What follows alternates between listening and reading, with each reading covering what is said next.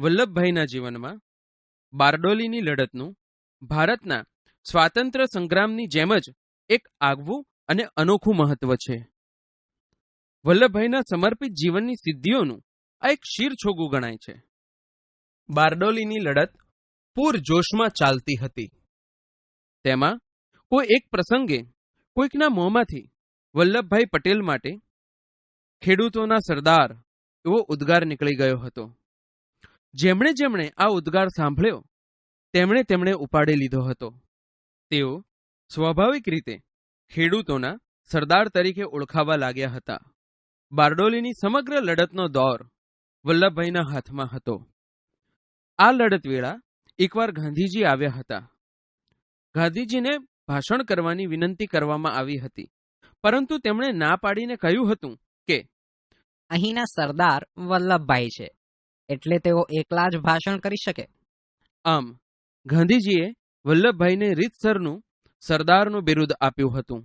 પછી તો તેઓ માત્ર ખેડૂતોના સરદાર ન રહેતા સમગ્ર દેશના લોકહૈયામાં સરદારનું માનભર્યું સ્થાન પામ્યા હતા. વલ્લભભાઈનો જન્મ એમના મોસાળ નડિયાદમાં તારીખ 31મી ઓક્ટોબર 1875ના રોજ થયો હતો. તેમનું વતન હતું ખેડા જિલ્લાનું કરમસદ ગામ. તેમના પિતા ઝવેરભાઈ એક સામાન્ય ખેડૂત હતા. તેઓ રાણી લક્ષ્મીબાઈના લશ્કરમાં અંગ્રેજ સરકાર સામે ઈસવીસન 1857ના સ્વતંત્રતા સંગ્રામમાં લડ્યા હતા.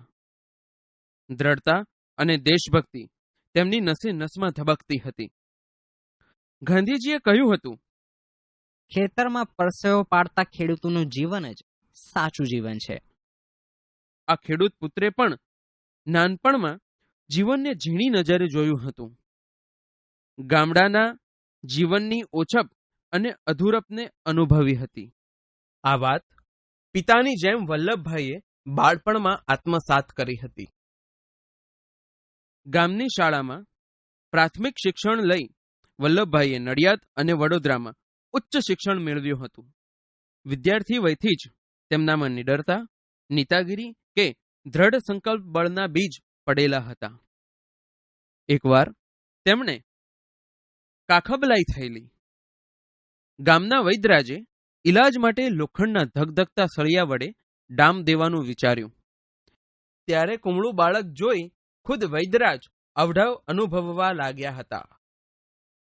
આ સમયે વૈદ્યરાજના હાથમાંથી ગરમ સળિયો લઈ જાતે જ ગાંઠ પર ડામ દઈ દીધો હતો. જોનારા સૌ દંગ રહી ગયા હતા. તેઓના વિશિષ્ટ ગુણોને વ્યક્ત કરતા બાળપણના આવા અનેક પ્રસંગો છે. વલ્લભભાઈએ કાયદાના અભ્યાસ માટે ઇંગ્લેન્ડ જવા બચત કરી પૈસા ભેગા કર્યા હતા. પરંતુ મોટા ભાઈ વિઠ્ઠલભાઈને લંડન જવા દઈ ભ્રાતૃભાવનું ઉત્તમ ઉદાહરણ પૂરું પાડી અનન્ય પ્રેમ પ્રગટ કર્યો હતો.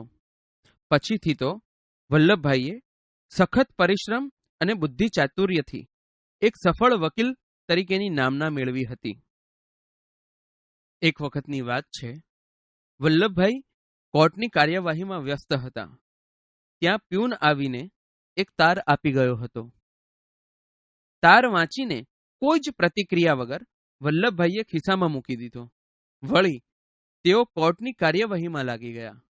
કાર્યવાહી પૂરી થયા પછી કોઈએ પૂછ્યું, મિસ્ટર પટેલ, શાનો તાર હતો? વલ્લભભાઈએ ધીમેથી જણાવ્યું, મારા પત્નીનું અવસાન થયું છે. આમ લાગણીને વશ થયા વગર પોતાની ફરજને અડગતાથી અદા કરી હતી. આમ તો દૂરથી જોનારને વલ્લભભાઈનું વ્યક્તિત્વ એકદમ વૃક્ષ લાગતું. સ્વભાવ પણ બહુ કડક છે એવી છાપ પડતી. પણ એ તેમની બોલી, સચ્ચાઈ અને આખા બોલાપણાના લીધે એમ લાગતું હતું. ખરેખર તો તેઓ નાળિયેર જેવા હતા. નાળિયેર ઉપરથી કઠણ બરછટ લાગે, પણ અંદરથી મીઠું અને કોમળ હોય છે. તેમના સ્વભાવની ખાસિયત એ હતી કે તે કોઈનાથી પણ ડરતા નહીં. ભલભલાને પણ કોઈ જ શેહ શરમ વગર સાચું અને સ્પષ્ટ સંભળાવી દેતા. વળી તેમની વાણીમાં જોમ અને જુસ્સો અને સચ્ચાઈનો રણકો રહેલો હતો. બારડોલીની લડત વખતે એક પત્રિકા પ્રગટ કરી હતી અને એક જાગૃત નેતા તરીકે ચેતવણી આપતા તેમણે લખ્યું હતું, લડાઈ લડવી હોય તો લગ્નમાં મહાલવાનું ન પોસાય.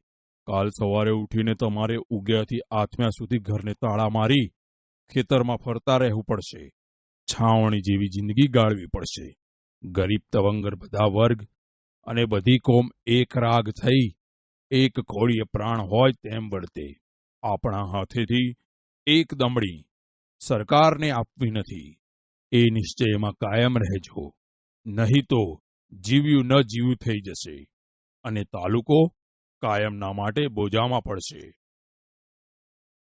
વલ્લભભાઈ વીર હતા એટલા જ વિનોદી હતા. મહાદેવભાઈની ડાયરીમાં વિનોદના ઘણા પ્રસંગો નોંધાયા છે. એકવાર મહાદેવભાઈએ ક્યાંક એક શબ્દ વાંચ્યો હતો. શબ્દ હતો રચનાત્મક ગફલત. એમને નવાઈ લાગી. રચનાત્મક ગફલત તે વળી કેવી હોય? પણ સરદાર જેમનું નામ બિરબલની છઠ્ઠાથી બોલી ઉઠ્યા, ન સમજ્યા? આજે તમે દાળ બનાવી હતી તેવી દાજેલી દાળ. વલ્લભભાઈએ જેલ યાત્રા પણ વેઠી હતી. દાંડી યાત્રાના 5 દિવસ પહેલા 7 માર્ચના રોજ અંગ્રેજ સરકારે રાસ ગામમાંથી ધરપકડ કરી હતી. તેમને અમદાવાદની સાબરમતી સેન્ટ્રલ જેલમાં રાખવામાં આવ્યા હતા. તે વખતે જેલમાં સજા ભોગવી રહેલા આઝાદી જંગના આંદોલનકારીઓએ ગગનભેદી નારાઓથી જેલની દિવાલોને ગજવી મૂકી હતી. સરદારની આ પ્રથમ જેલ યાત્રા કેટલી કઠિન હતી તેનું વર્ણન મહાદેવભાઈની ડાયરીમાં મળે છે. ધરપકડના 3જા દિવસે મહાદેવભાઈ અને આચાર્ય કૃપલાણીજી સરદારને મળવા જેલમાં ગયા હતા. તે વખતે થયેલી પ્રશ્નોત્તરીના થોડા અંશો જોઈએ તો, તમને કેવી રીતે રાખે છે? ચોર લૂંટારાની જેમ રાખે છે.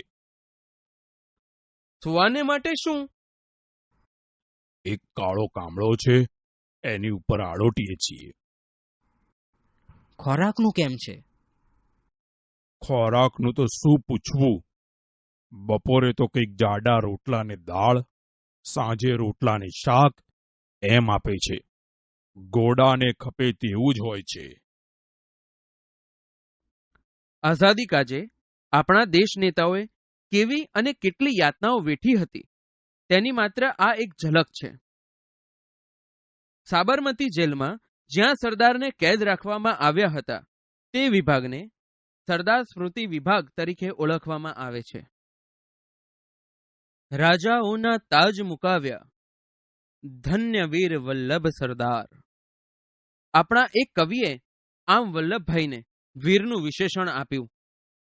વલ્લભભાઈને મળેલા વિશેષણોની યાદી લાંબી થાય તેમ છે. તેઓ લોખંડી પુરુષ તરીકે જાણીતા છે. આપણી રાષ્ટ્રભાષાના કવિ હરિવંશરાય બચ્ચને સરદાર માટે અદ્ભુત કવિતાની રચના કરી છે.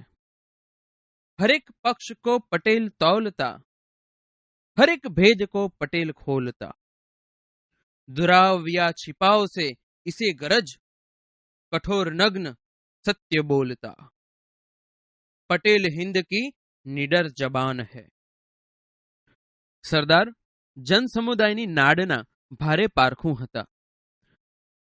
લોક સમુદાય પર તેમની જબરદસ્ત પકડ હતી, જેને લીધે સંગઠન અને સંચાલનમાં તેમના બુદ્ધિ ચાતુર્યના દર્શન થતા હતા. લોકોને થતા અન્યાય અને દમન સામેની લડતમાં તેઓ હંમેશા અગ્રેસર રહેતા હતા. દાંડીકૂચ દરમિયાન લોખંડી મનોબળવાળા સરદારના ઉદ્ગારો જોઈએ તો, હવે એક ધર્મ યુદ્ધ ખેલવાનું છે જે દુનિયાએ પહેલા ક્યારેય નહીં જોયું હોય. બધા ગુજરાતીઓને ટકોરા મારીને કહી દઉં કે મૃત્યુનો ભય હોય તે જાત્રાએ જતા રહે. શરમાવું પડે તેવું કોઈ જ કામ સાચો ગુજરાતી નહીં કરે. ગુજરાતી પ્રજા સ્વતંત્રતાના ઇતિહાસમાં પહેલું પાનું લખીને મહાયુદ્ધના મંડાણ કરશે.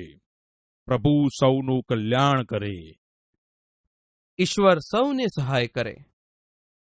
સરદાર એટલે આપણા દેશની ત્રિમૂર્તિ ગાંધી, સરદાર અને જવાહરલાલ નહેરુ પૈકીની એક મૂર્તિ. એ યુગના આ ત્રણેય પ્રખર દેશભક્તો. ગાંધીજીએ સત્યને જ આરાધ્યું, સરદારે પાવિત્ર અને નહેરુએ સૌંદર્યનું મહિમા ગાન કર્યું. સરદારના ગુરુ ગાંધીજી હતા. સરદારના નૈતિકતા, દ્રઢ મનોબળ અને વ્યવહારુપણાના અનેક ઉદાહરણો ઇતિહાસના સોનેરી પાને લખાઈને પડ્યા છે. તેમાં ભારતના ગૃહપ્રધાન તરીકે સરદારની ભૂમિકાને તો ઇતિહાસ ક્યારેય ભૂલી શકશે નહીં. ભારતમાં અનેક નાના મોટા દેશી રજવાડાઓ હતા. આ રજવાડાના ઘણા રાજાઓ પોતાની રીતે સ્વતંત્ર રહેવાના મનસૂબા ઘડતા હતા. તે રાજ્યોના વિલીનીકરણની કપરી અને મહત્વની જવાબદારી સરદારના શિરે આવી હતી. આ કાર્ય ખૂબ જ મુશ્કેલ હતું, છતાં પણ તેમણે કુનેહપૂર્વક પાર પાડ્યું હતું. જ્યાં સમજાવટથી કામ ચાલ્યું ત્યાં તેમ કર્યું, પણ જ્યાં કડક હાથે કામ લેવાનું બન્યું ત્યાં કડપ પણ દાખવ્યો. ભારતના આ તમામ રાજ્યોને લોકશાહી સરકારના માળખામાં સામેલ કરી રાજાશાહીને નાબૂદ કરી હતી અને રાજાશાહીનો વિકલ્પ પૂરો પાડ્યો હતો.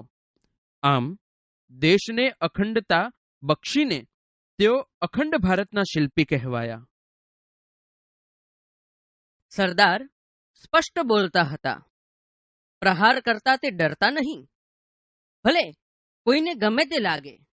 વળી વળતો પ્રહાર જો પોતાના પર આવે તો તેથી જરાય ડગમગતા નહોતા. ગાંધીજીના અંગત સચિવ મહાદેવભાઈ દેસાઈ સરદાર માટે લખે છે, ખેડૂતોની ભાષામાં બોલતા સરદારની આંખોમાં અંગારા જેવી ચમક દેખાતી અને વિરોધીઓનો વિનાશ કરી નાખે તેવી આંધીનું સર્જન તેમની વાણીમાં થતું. ગાંધીજીએ સરદારના એક અત્યંત છુપા સ્વરૂપને છતું કરતા જણાવ્યું હતું કે સરદારની શૂરવીરતા, જ્વલંત દેશદાજ અને અનંત ધૈર્યના ગુણોથી તો હું અજાણ નહોતો, પણ તેમણે મને જે પ્રેમથી તરબોળ કર્યો છે તેવા માતૃપ્રેમ જેવા ગુણ માટે સદાય ઋણી છું. મને તેમની લાગણીઓમાં માતાનું સ્મરણ થઈ આવતું. માતા જ દર્શાવી શકે તેવા ગુણોનું મને સરદારે દર્શન કરાવ્યું. વલ્લભભાઈ સાદગી પ્રિય હતા. સાદું જીવન અને ઉચ્ચ વિચાર તેમનો જીવન મંત્ર હતો, જે પોતાની પુત્રી મણિબહેનને પણ તેમણે વારસામાં આપ્યો હતો. ઉત્તરકાળમાં દીકરી મણિબહેને પિતાની ઉલટથી સેવા કરી હતી. મણિબહેનની પણ સાદગી એવી કે થીંગડું મારેલી સાડી પહેરવામાં પણ તેઓ નાનપ અનુભવતા નહોતા. અખંડ ભારતના આ શિલ્પીનું તારીખ 15મી ડિસેમ્બર 1950ના રોજ અવસાન થયું. ચરોતરના એક નાનકડા ગામમાં જન્મીને છેક દેશના નાયબ વડાપ્રધાન અને ગૃહમંત્રી તરીકે સેવાઓ આપનાર સરદારને લાખ લાખ વંદન. સાબરમતી જેલમાં જ્યાં સરદારને કેદ રાખવામાં આવ્યા હતા તે વિભાગને સરદાર સ્મૃતિ વિભાગ તરીકે ઓળખવામાં આવે છે. રાજાઓના તાજ મુકાવ્યા, ધન્ય વીર વલ્લભ સરદાર. આપણા એક કવિએ આમ વલ્લભભાઈને વીરનું વિશેષણ આપ્યું. વલ્લભભાઈને મળેલા વિશેષણોની યાદી લાંબી થાય તેમ છે. તેઓ લોખંડી પુરુષ તરીકે જાણીતા છે. આપણી રાષ્ટ્રભાષાના કવિ હરિવંશરાય બચ્ચને સરદાર માટે અદ્ભુત કવિતાની રચના કરી છે.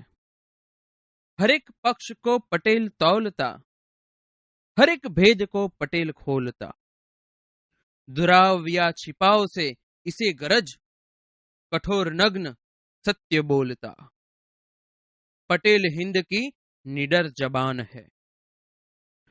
સરદાર જન સમુદાયની નાડના ભારે પારખું હતા. લોક સમુદાય પર તેમની જબરદસ્ત પકડ હતી, જેને લીધે સંગઠન અને સંચાલનમાં તેમના બુદ્ધિ ચાતુર્યના દર્શન થતા હતા. લોકોને થતા અન્યાય અને દમન સામેની લડતમાં તેઓ હંમેશા અગ્રેસર રહેતા હતા. દાંડીકૂચ દરમિયાન લોખંડી મનોબળવાળા સરદારના ઉદ્ગારો જોઈએ તો, હવે એક ધર્મયુદ્ધ ખેલવાનું છે, જે દુનિયાએ પહેલા ક્યારેય નહીં જોયું હોય. બધા ગુજરાતીઓને ટકોરા મારીને કહી દઉં કે મૃત્યુનો ભય હોય તે જાત્રાએ જતા રહે. શરમાવું પડે તેવું કોઈ જ કામ સાચો ગુજરાતી નહીં કરે. ગુજરાતી પ્રજા સ્વતંત્રતાના ઇતિહાસમાં પહેલું પાનું લખીને મહાયુદ્ધના મંડાણ કરશે. પ્રભુ સૌનું કલ્યાણ કરે. ઈશ્વર સૌને સહાય કરે. સરદાર એટલે આપણા દેશની ત્રિમૂર્તિ ગાંધી, સરદાર અને જવાહરલાલ નહેરુ પૈકીની એક મૂર્તિ. એ યુગના આ ત્રણેય પ્રખર દેશભક્તો. ગાંધીજીએ સત્યને જ આરાધ્યું, સરદારે પાવિત્ર અને નહેરુએ સૌંદર્યનું મહિમા ગાન કર્યું. સરદારના ગુરુ ગાંધીજી હતા. સરદારના નૈતિકતા, દ્રઢ મનોબળ અને વ્યવહારુપણાના અનેક ઉદાહરણો ઇતિહાસના સોનેરી પાને લખાઈને પડ્યા છે. તેમાં ભારતના ગૃહપ્રધાન તરીકે સરદારની ભૂમિકાને તો ઇતિહાસ ક્યારેય ભૂલી શકશે નહીં. ભારતમાં અનેક નાના મોટા દેશી રજવાડાઓ હતા. આ રજવાડાના ઘણા રાજાઓ પોતાની રીતે સ્વતંત્ર રહેવાના મનસૂબા ઘડતા હતા. તે રાજ્યોના વિલીનીકરણની કપરી અને મહત્વની જવાબદારી સરદારના શિરે આવી હતી. આ કાર્ય ખૂબ જ મુશ્કેલ હતું, છતાં પણ તેમણે કુનેહપૂર્વક પાર પાડ્યું હતું. જ્યાં સમજાવટથી કામ ચાલ્યું ત્યાં તેમ કર્યું, પણ જ્યાં કડક હાથે કામ લેવાનું બન્યું ત્યાં કડપ પણ દાખવ્યો. ભારતના આ તમામ રાજ્યોને લોકશાહી સરકારના માળખામાં સામેલ કરી રાજાશાહીને નાબૂદ કરી હતી અને રાજાશાહીનો વિકલ્પ પૂરો પાડ્યો હતો. આમ દેશને અખંડતા બક્ષીને તેઓ અખંડ ભારતના શિલ્પી કહેવાયા. સરદાર સ્પષ્ટ બોલતા હતા. પ્રહાર કરતા તે ડરતા નહીં, ભલે કોઈને ગમે તે લાગે. વળી વળતો પ્રહાર જો પોતાના પર આવે તો તેથી જરાય ડગમગતા નહોતા. ગાંધીજીના અંગત સચિવ મહાદેવભાઈ દેસાઈ સરદાર માટે લખે છે, ખેડૂતોની ભાષામાં બોલતા સરદારની આંખોમાં અંગારા જેવી ચમક દેખાતી અને વિરોધીઓનો વિનાશ કરી નાખે તેવી આંધીનું સર્જન તેમની વાણીમાં થતું. ગાંધીજીએ સરદારના એક અત્યંત છુપા સ્વરૂપને છતું કરતા જણાવ્યું હતું કે સરદારની શૂરવીરતા, જ્વલંત દેશદાજ અને અનંત ધૈર્યના ગુણોથી તો હું અજાણ નહોતો, પણ તેમણે મને જે પ્રેમથી તરબોળ કર્યો છે તેવા માતૃપ્રેમ જેવા ગુણ માટે સદાય ઋણી છું. મને તેમની લાગણીઓમાં માતાનું સ્મરણ થઈ આવતું. માતા જ દર્શાવી શકે તેવા ગુણોનું મને સરદારે દર્શન કરાવ્યું. વલ્લભભાઈ સાદગી પ્રિય હતા. સાદું જીવન અને ઉચ્ચ વિચાર તેમનો જીવન મંત્ર હતો, જે પોતાની પુત્રી મણિબહેનને પણ તેમણે વારસામાં આપ્યો હતો.